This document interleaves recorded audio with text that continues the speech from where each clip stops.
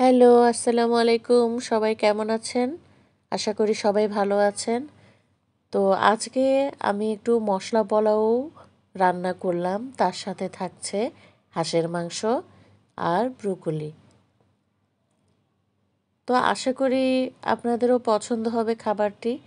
আর এখানে আমি হাঁসের মাংসের আর ব্রুকলির রেসিপিটা ডিসক্রিপশান বক্সে লিংক দিয়ে দিব। আর পোলাও যেই রান্নাটা সেটা আমি আপনাদেরকে এখানে শেয়ার করব।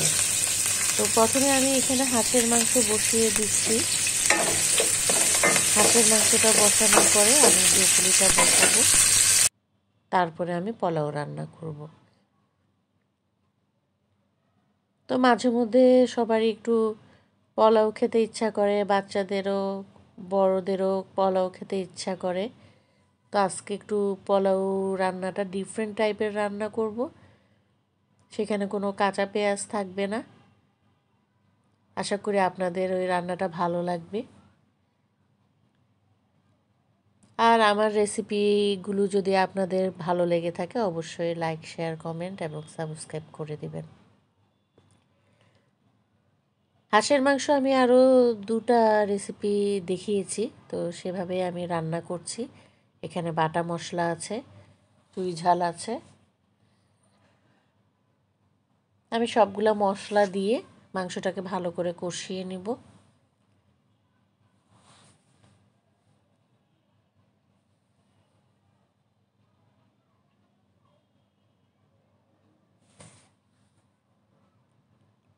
আর শীতকালে হাঁসের মাংসটা বেশি ভালো লাগে খেতে।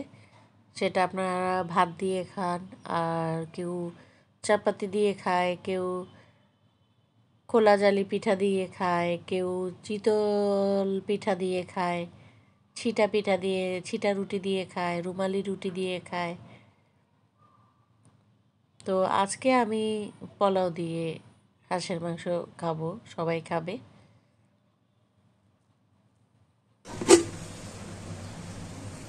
তো এখানে আমি ব্রকলি বসানোর জন্য ক্যাপসিকাম, গাজর,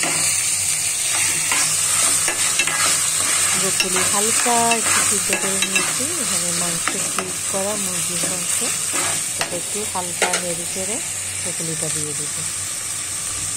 এদিকে আমার হাঁসের মাংসটাও হয়ে যাচ্ছে।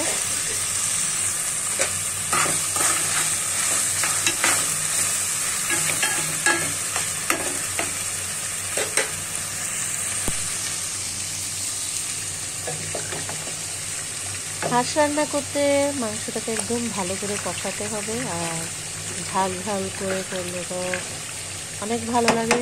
অনেকে আবার খুব কম ঝাল খেতে খায়। তো আর এই ব্রোকলি রান্নাটার মধ্যে আমি কোনো মশলা বেশি দিব না। এটা ব্রোকলির যে পানিটা দিয়ে সিদ্ধ করেছি সেখান থেকে আমি কিছু পানি রেখে দিয়েছি, সেটা আমি এখানে দিলাম।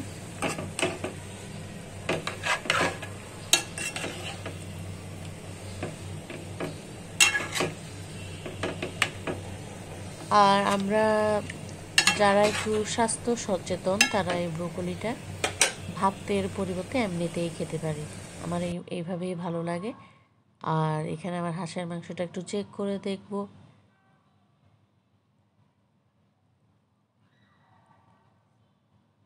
আর এখানে আমি মশলা পোলাও বসিয়ে দিয়েছি, তার রেসিপিটা আমি ডিসক্রিপশানে দিয়ে দিব।